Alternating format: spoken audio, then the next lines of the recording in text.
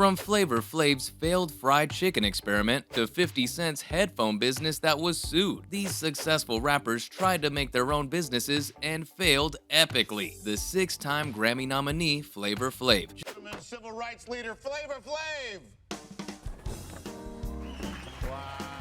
just couldn't cut it in the fried chicken business. Flavor Flav's fried chicken restaurant in Clinton, Iowa was called Flav's Fried Chicken. They started in January 2011, and just 4 months later in April, it was all over. The dream was to have restaurants all over the USA, but it just didn't work out. The restaurant had some serious accusations made against it. These included bounced checks, employees not getting paid, and even serving expired food. Yikes! And there was a lot of drama too. Flavor Flav pulled out of the business venture after his relationship with the restaurant manager, Nick Camino, turned sour. In fact, the rapper even told TMZ that he found expired potato salad in the restaurant, which made him realize he couldn't do business with Camino anymore. On top of all that, employees were complaining that their paychecks were bouncing. Camino, on the other hand, called Flavor Flav a fraud, who was trying to get rich off of his ideas and work. Crazy stuff, right? Honestly, I can't help but feel a little bit heartbroken for Flav. It was his secret chicken recipe after all. Now, for the record, before he founded Public Enemy, he actually went to a cooking school and even worked at several restaurants before starting his music career. Unlike Flav, the next rapper on my list had not one, but two failed businesses. 50 Cent thought selling condoms would be a good idea, but like Flav's Chicken, the business idea backfired pretty soon. Turns out the rapper is a champion of safe sex,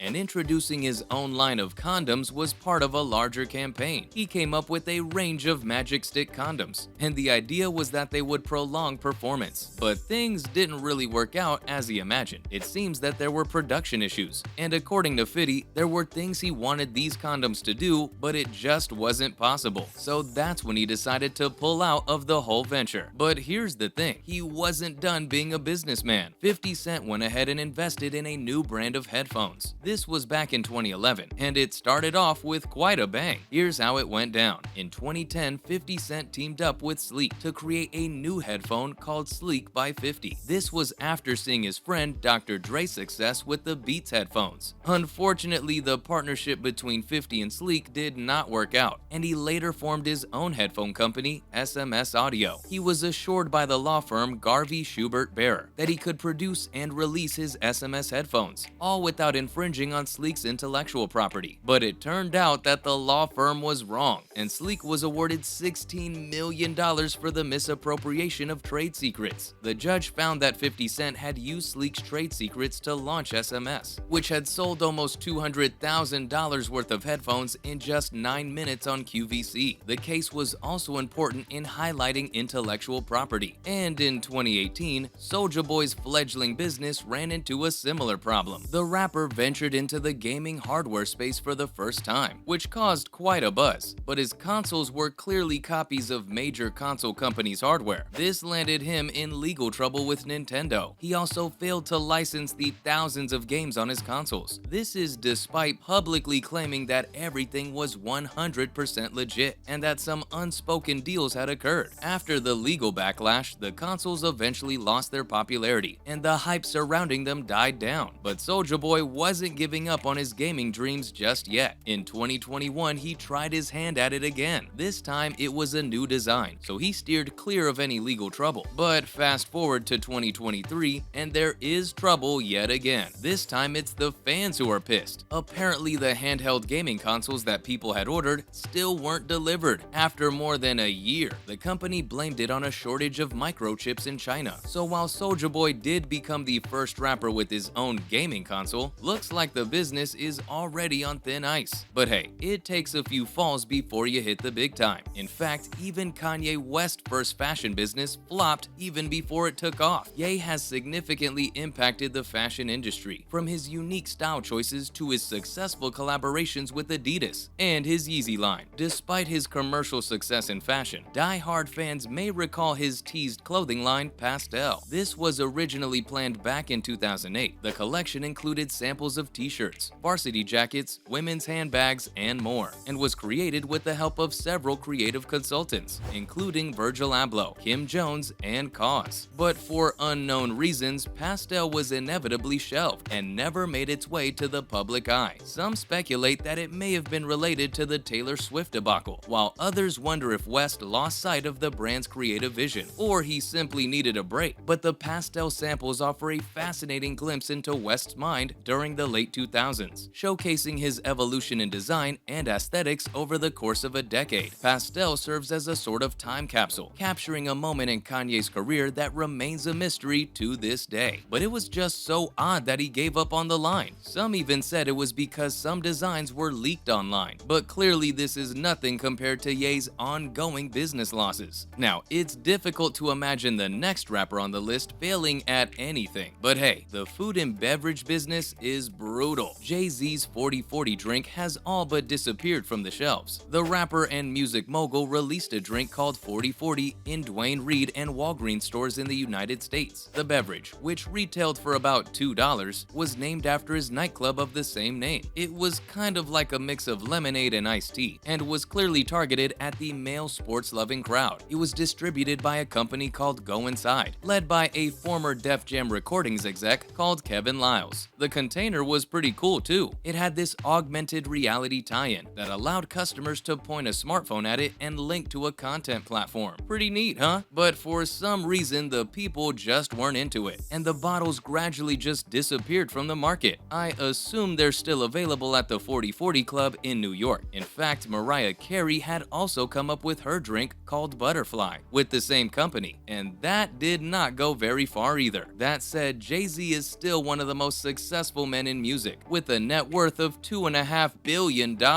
Another super successful rapper is Snoop Dogg, but the fashion business just wasn't his thing. Snoop had to shut down his rich and infamous clothing line back in 2011. Apparently, there are reports that the line may have been affected by the recession, but there wasn't any official confirmation from Snoop or his reps. He said that they were trying to keep prices reasonable while still keeping it real and staying true to their vision. Back in March 2010, Snoop spoke with Holly Scoop and mentioned that the recession was impacting everyone, including his clothing line. When the rich and infamous line started in 2008, Snoop had pieces that were selling for over $100. This included a shirt that he collaborated on with Christian Audigier. But this was a small bump in the road for Snoop. The man has a huge business empire, one that includes a range of breakfast foods even. I think his latest offering was Snoop Dogg cereal. They're called Snoop Loops. How cool is that? Hey, maybe Flavor Flav could bring his fried chicken recipe to Snoop's food business empire. Until then, that was all for rappers who tried it at different businesses but failed miserably. Thanks for watching, and I'll see you next time.